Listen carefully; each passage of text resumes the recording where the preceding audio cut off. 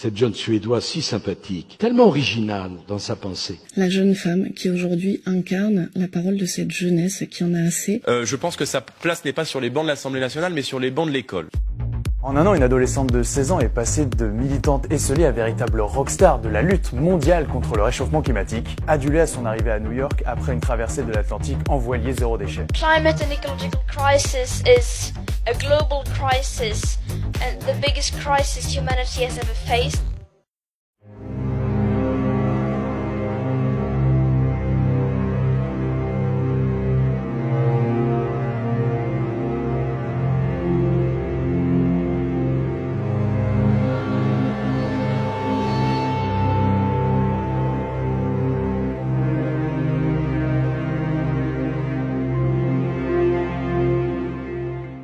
Je veux rester en vie pour voir les effets du réchauffement climatique. Il paraîtrait que toutes ces histoires, c'est de la foutaise, monsieur. Si vous m'aviez posé la question il y a quelques années, je vous aurais dit c'est le CO2. Pourquoi? Parce que, comme tout le monde, j'écoutais ce que disaient les médias. Les nouvelles du réchauffement planétaire provoqué par l'homme dont les médias nous inondent semblent chaque jour plus extraordinairement apocalyptiques.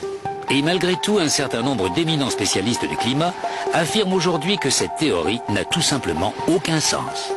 Il y a eu des périodes dans l'histoire de la Terre lors desquelles la quantité de CO2 était 3 fois plus élevée qu'aujourd'hui, 10 fois plus élevée même. Si le CO2 avait un effet aussi capital sur le climat, ça apparaîtrait sur la courbe des températures.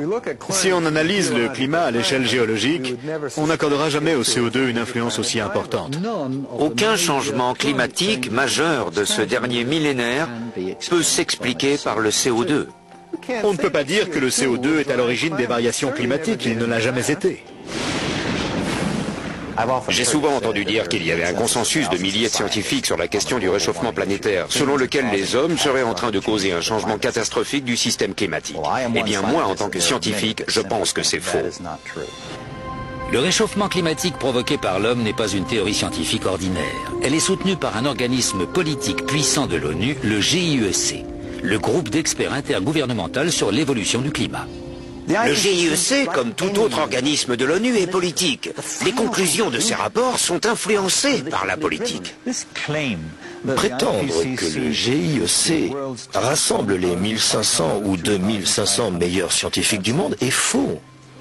Il suffit de regarder les biographies de ses membres. Tous ne sont pas scientifiques. Pour faire monter le nombre à 2500, ils ont dû faire appel à des réviseurs, à des fonctionnaires, etc. À tout ce qui leur passait sous la main. Et ils n'ont demandé l'accord de personne. Beaucoup d'ailleurs ne sont pas d'accord. Je connais un certain nombre de personnes, de vrais spécialistes, qui, n'étant pas d'accord avec la polémique, ont démissionné et qui, malgré tout, sont restés dans la liste des auteurs et sont entrés parmi les fameux 2500 meilleurs scientifiques du monde. Voici l'histoire d'une théorie sur le climat qui s'est transformée en idéologie politique. Je n'ai plus envie de parler de mouvement écologiste parce que c'est devenu un mouvement d'activisme politique très influent sur le plan international. Voici comment tout un domaine de la science a été dénaturé.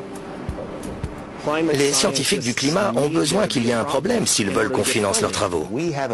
Nous avons tout intérêt à provoquer la panique pour que de l'argent soit investi dans les sciences du climat. La chose à ne surtout jamais dire, c'est peut-être qu'il n'y a pas de problème. Est-ce que vous pensez qu'avec le réchauffement climatique, ça existe vraiment ou pas, concrètement? Moi, je pense que c'est un business. Vous pensez qu'en fait, ceux qui disent qu'il y a un réchauffement climatique derrière, c'est des lobbies qui veulent nous vendre des trucs? Carrément. Est-ce que vous êtes inquiet aujourd'hui, François Gervais?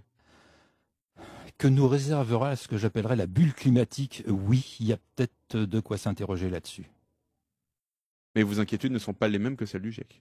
Pas exactement. C'est quoi les vôtres? Vous l'avez compris. Et on a monté un énorme business là-dessus, qu'un certain nombre de personnes ne souhaitent pas tuer la poule aux œufs d'or. On peut les comprendre. Hein. Qui a monté quel business? Tout ce qui est la suite, je dirais, les profiteurs du protocole de Kyoto, pour faire simple. Car ça a vraiment généré un véritable business. Donc pour vous, le GIEC est aujourd'hui un business? Alors, le GIEC, c'est quand même la partie scientifique. Il y a derrière une déclinaison politique. Le intergouvernemental n'est pas pour rien. Il y a une vraie déclinaison. Par exemple, le paquet climat européen.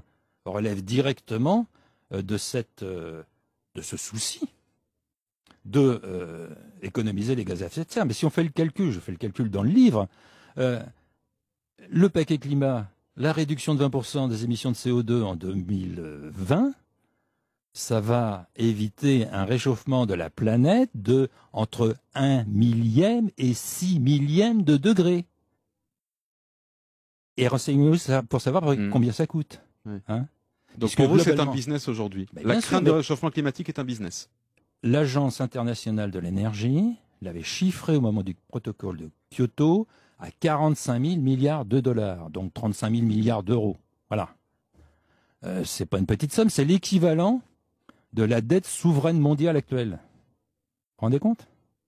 À suivre donc, et je renvoie nos auditeurs à votre ouvrage qui à mon avis fera beaucoup réagir puisqu'il est un petit peu à contre-courant. L'innocence du carbone, c'est paru aux éditions Albin Michel, François Gervais. Merci d'avoir été avec nous aujourd'hui sur Europe 1. Merci. Je vais faire allusion à Davos, le dernier sommet de Davos. Vous savez, ce sommet où on a repéré 1600 vols de jets privés. J'allais dire des rapaces, non. Des industriels, des gentils économistes qui sont venus à Davos écouter la bonne parole de M. Al Gore, puisque c'est lui qui a ouvert le dernier sommet de Davos. S'ils viennent là en masse, on peut deviner pourquoi. Ce sont les gens les plus riches de la planète. S'ils viennent là écouter Al Gore, c'est que derrière, il y a un formidable business.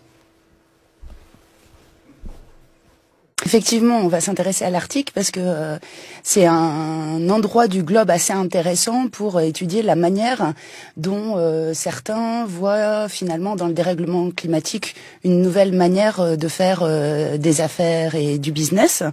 Et ça remonte d'ailleurs à déjà quelque temps puisque en fait dès la fin de la guerre froide, les Russes ont senti venir le fait qu'il risquait d'y avoir effectivement fonte des glaces dans l'Arctique et ont senti l'Eldorado du coup qu'il y avait derrière ça, puisque l'Arctique, c'est pas juste de la banquise qu'ils font, c'est aussi des réserves de pétrole et de gaz absolument faramineuses. Сейчас, в наши дни, значение Арктики многократно возрастает.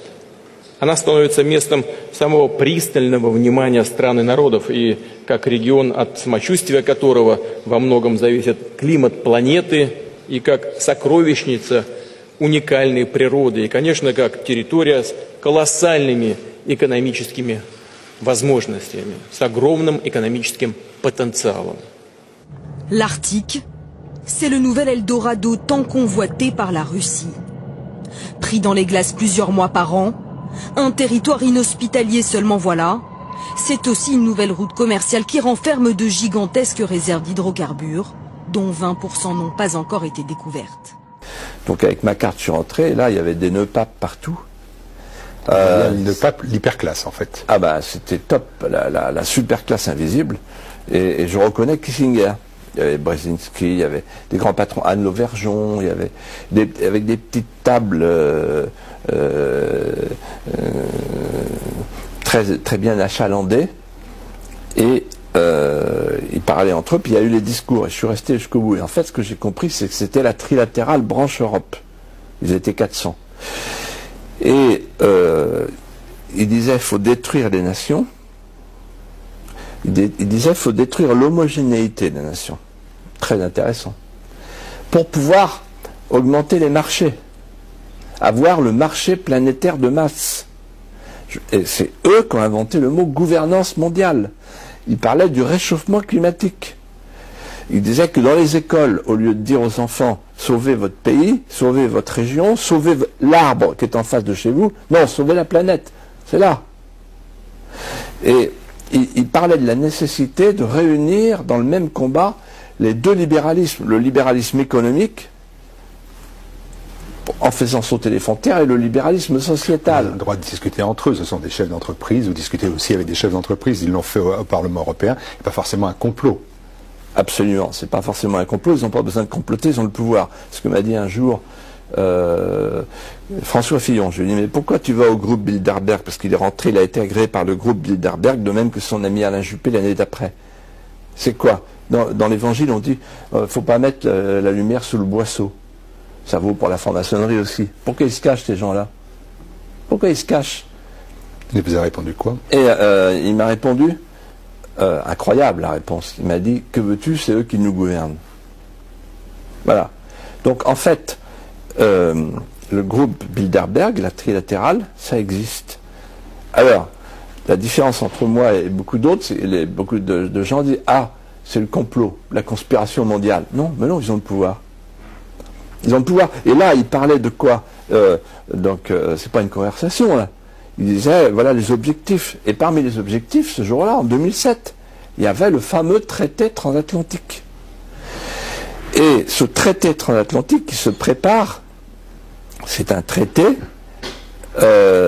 qui va installer un tribunal arbitral privé permettant aux entreprises multinationales, nationales, de traîner les États, de faire condamner les puissances publiques. C'est un traité dans lequel, par exemple, les appellations contrôlées, les appellations protégées disparaîtront. Et on nous imposera le poulet, le javel, etc. Donc en fait, c'est un traité qui va faire découvrir ce qu'est le fameux rêve européen.